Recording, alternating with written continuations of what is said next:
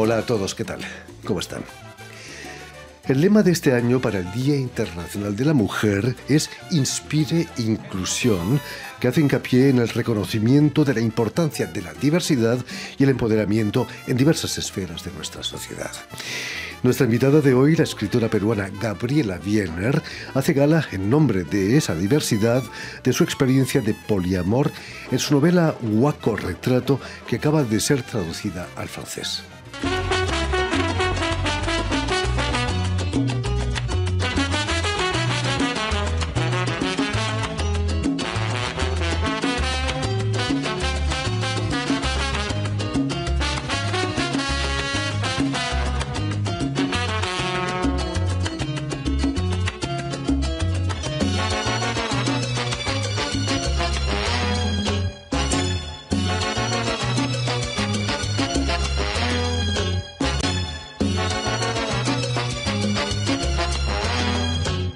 Soy Gabriela. Muy buenas tardes, Gabriela.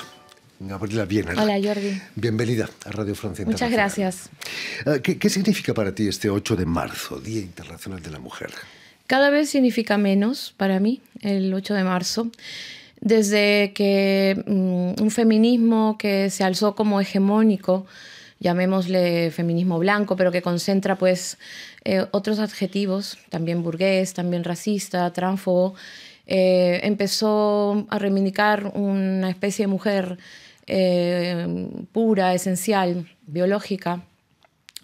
Me identifico cada vez menos con esa palabra y por lo tanto con ese día.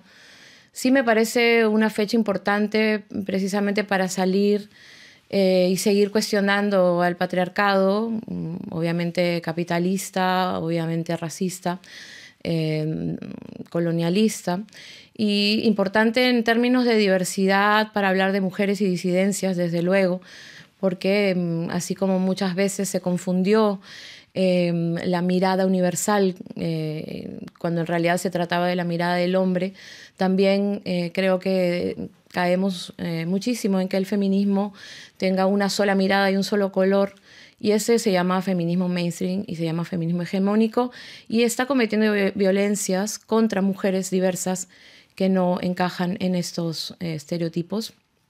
Con lo cual, sí, me parece que hay que hacer una contranarrativa los días como hoy, un contra 8M, que salga desde el trabajo de las bases, de las mujeres racializadas, de las mujeres explotadas, de las mujeres ahora mismo violentadas, pero también de los hombres racializados, de los hombres pobres, de los hombres que están muriendo en los genocidios y en las guerras.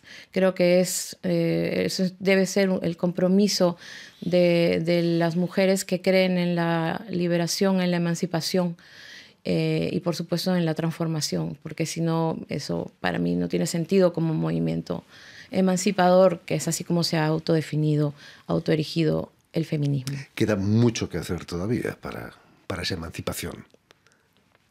Sí, desde luego. Queda muchísimo porque, como hemos visto en los últimos años, dentro del feminismo se ha ejercido violencia contra otras vidas, contra otros cuerpos, desde unos privilegios, ¿no?, muy claros. Eso, ya sabes, en España lo hemos vivido así. Todas las conquistas feministas, como la del aborto, por ejemplo, ahora, o la de liberación sexual, se aplican para unas mujeres de ciertos lugares del mundo, y hay que tener en cuenta que hay otras realidades de las mujeres, y no intentar imponer esa mirada sobre todas. No existe algo así. Por supuesto. En tu novela Huaco Retrato, la protagonista descubre que su padre ha tenido una relación durante 30 años con una amante, paralelamente a la de su mujer. Finalmente tú eres, en la novela, la hija de la esposa y no la hija del amante, como suele decirse, ¿no? ¿Has vivido tú esa experiencia también?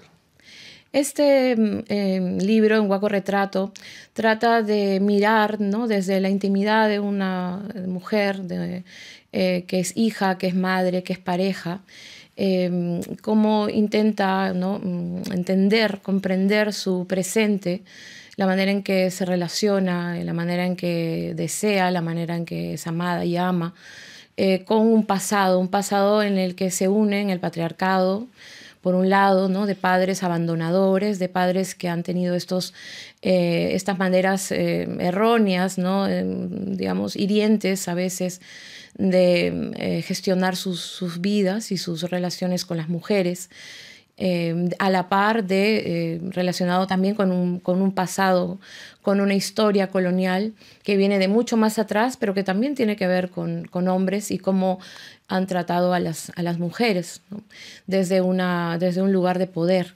Lo que le pasa a la protagonista con su padre es que ella lo quiere muchísimo, evidentemente, pero el padre ha tenido esta, digamos, vida en la que es un lugar como muy, muy egoísta, ¿no? Como él mismo se lo dice a su hija: hijita, ojalá en mi época hubiera existido el poliamor, ¿no? Que yo hubiera sido más feliz. ¿Reacción a la experiencia que tuvo tu padre? Bueno, lo que la protagonista del libro se plantea es que ella no quiere repetir la historia, ella no quiere, o sea, se siente una persona que no es una persona monógama, siente que es una persona que pues quiere seguir teniendo experiencias de deseo, de encuentro con otras personas, incluso se siente capaz de amar a más de una persona y a tener otros vínculos. Y eso quisiera vivirlo de una manera ética, ¿no? Honesta, y descubre pues que existe toda esta teoría del poliamor, de las no monogamias, y de pronto siente que allí puede encontrar la salida, la respuesta práctica, ¿no? A lo que está sintiendo y a lo que está deseando. Bueno, ya cómo lo vive a partir de ese momento y cómo se estrella, es, digamos, la riqueza de ese personaje, ¿no? Su contradicción, sus paradojas, el hecho de que sea una celópata absoluta y al mismo tiempo esté tratando, ¿no? de transformar la pareja bíblica. Bueno, como dice ella, ¿no? La teoría me la sé, pero ¿cómo me la meto al cuerpo? Difícil, difícil. Si la vida en pareja ya es difícil, en poliamor se multiplica por 3, por 4, por muchas veces, ¿no? No es fácil. Bueno, no, desde luego no es fácil ningún formato de relación, de vínculo o de pareja. O sea, se multiplica lo bueno y se multiplica lo malo. Permíteme, Gabriela, que recuerde a nuestros oyentes que has nacido en Lima en 1975, donde vas a realizar estudios literarios en la Católica, en la Universidad Católica. Imagino que teniendo un padre periodista como Raúl Vina, analista político, tu senda estaba trazada, ¿no?, hacia el periodismo. Mi padre no fue un periodista mainstream. Mi padre fue un outsider del periodismo. No lo quería en ningún periódico porque él era una persona radical y coherente con su pensamiento. Así lo recuerda la gente que lo conoció, porque fue un luchador social sobre todo, alguien que estaba con los presos políticos, alguien que estaba con las campesinas, alguien que daba charlas gratis, que se autopublicaba sus libros, y que fue una persona de base, ¿no? Un sindicalista, un trabajador social y que siempre le importó estar con el pueblo y punto, ¿no? Entonces, no sé, eso es lo que yo siento que tengo como legado, ¿no? Tu madre también estaba implicada en la lucha social, ¿no? Y mi madre también, otra mujer que desde muy joven fue militante y dirigente sindical, sí. Por supuesto. Vas a vivir unos años en Barcelona, donde realizas un máster en cultura histórica. ¿Cómo viviste esos primeros años aquí en Europa, en España? Bueno, como migrante más cerca de Roberto Bolaño que de Mario Vargas Llosa o García Márquez, ¿no? No en Guardillas en París, sino en cualquier mierda de piso en Barcelona, trabajando precariamente. ¿Con algún detective salvaje, quizás? Me sentí detective salvaje apenas llegué, fue el primer libro que leí, desde luego. Y también pensé, bueno, ¿y dónde están las escritoras latinoamericanas aquí? Y ahora estamos.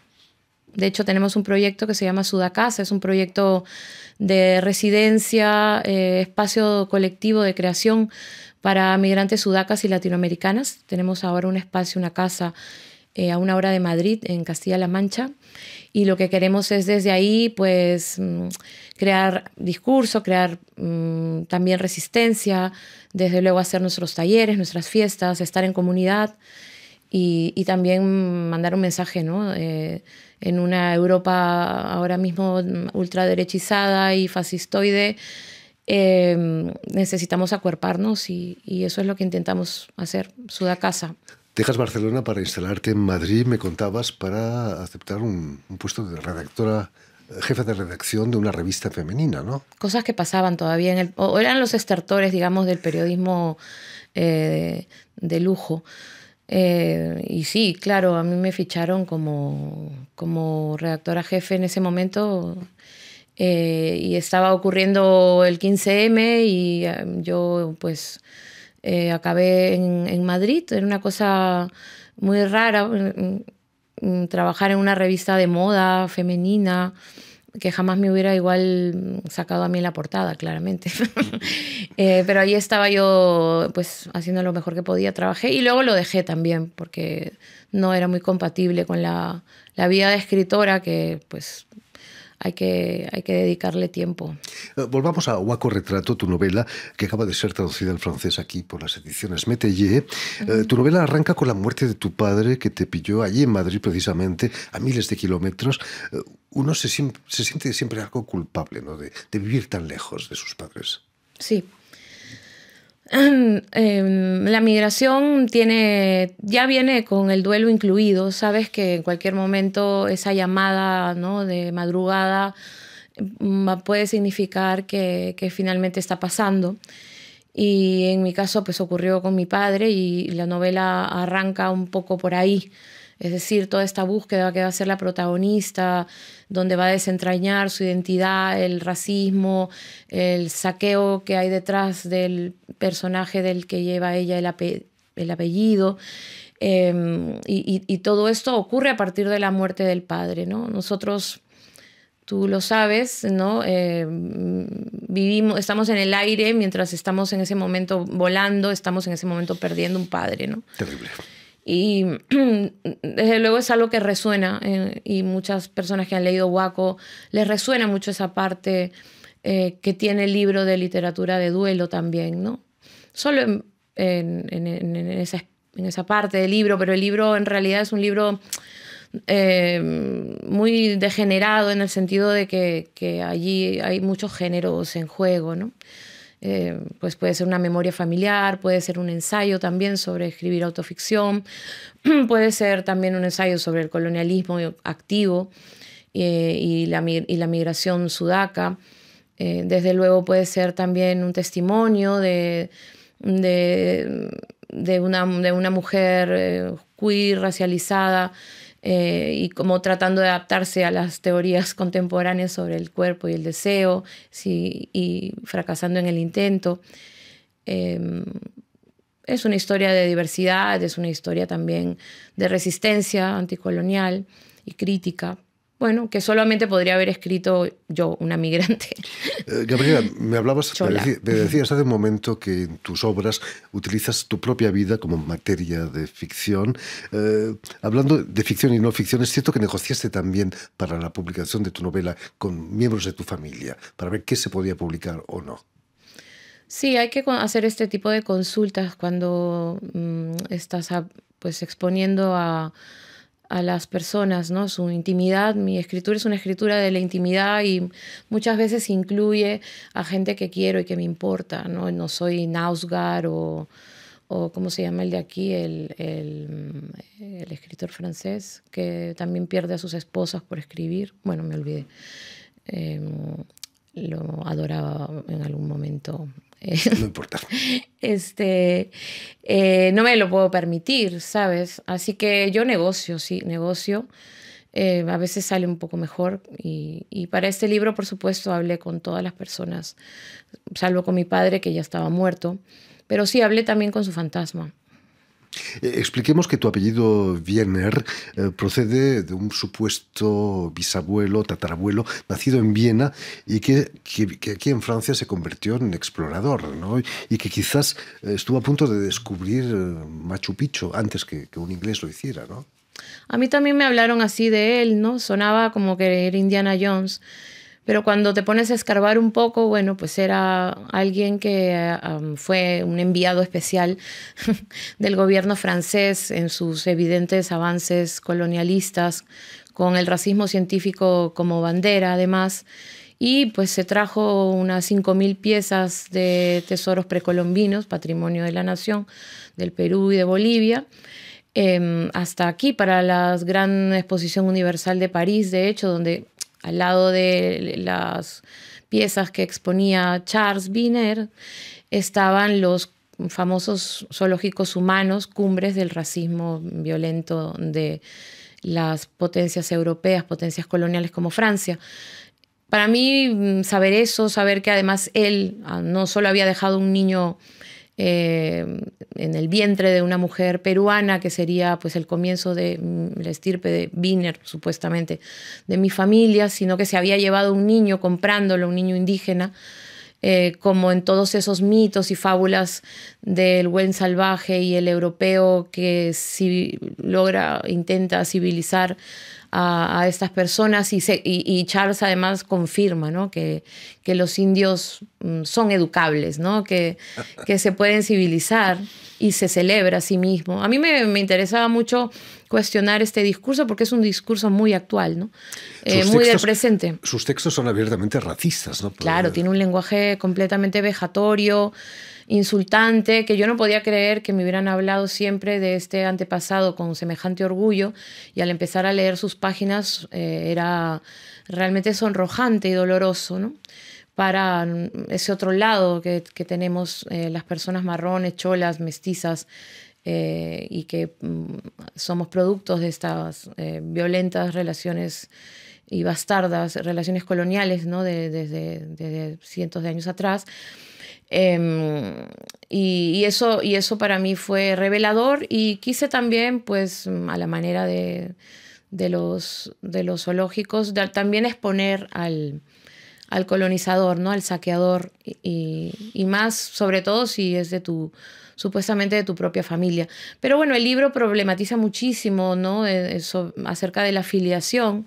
De hecho, aparece un especialista en Wiener que pone en duda que Charles haya tenido o haya dejado familia en el Perú, ¿no? Básicamente lo niega, o sea, niega la existencia o la identidad de la protagonista, pero eso nos pasa muchísimo a las personas que descendemos de personas indígenas y andinas, ¿no? O mestizas, que no estamos seguras de dónde venimos, ni nunca lo vamos a estar. Pero, ¿no? No teníamos una Super 8 en esos tiempos. ¿Qué se decía en tu familia sobre Charles Wiener? Eso, orgullo por el que casi llega a Machu Picchu y le dio los mapas a Jairam Binga. Este hombre cuyo libro pues estaba... llevaba epígrafes de Pablo Macera, de historiadores de altísimo nivel en el Perú, de franceses peruanistas, traducido por un escritor como Edgardo Rivera Martínez, también con epígrafe de Fernando Belaúnde Terry, que fue un presidente del Perú. O sea, le rodeaba una serie de laureles y de nombres que le aplaudían, ¿no?